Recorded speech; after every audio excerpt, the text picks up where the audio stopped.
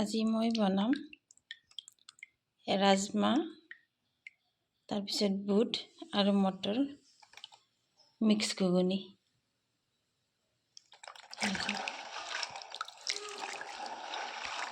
দেখুৱাই আছোঁ মই কেনেকৈ বনাম আৰু ইয়াতে কি কি মছলা দিম মই।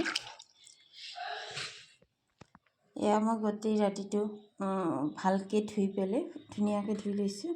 তাৰপিছত তিয়াই থৈ দিছোঁ, গোটেই ৰাতিটো তিয়াই থৈ দিছোঁ এনেদৰে। তাৰপিছত এতিয়া মৰ্ণিং বনাম আৰু এতিয়া দি দিলোঁ।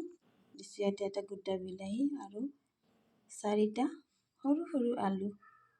এতিয়া হুইচেল মাৰিম।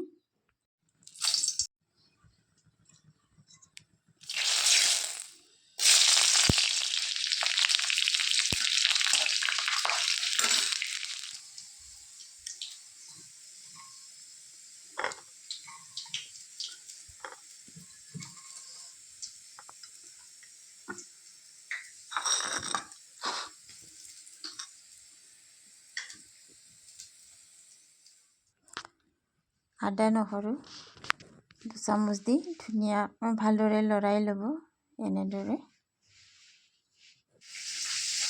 এয়া বিলাহীখিনি পিটিকি লৈছোঁ।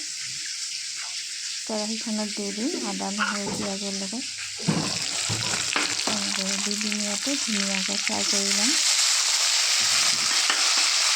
এইখিনি আলুখিনিও দি দিছোঁ লগতে। বিলাহী আৰু আলু যে মই মটৰৰ লগত দিছিলোঁ সেইখিনি।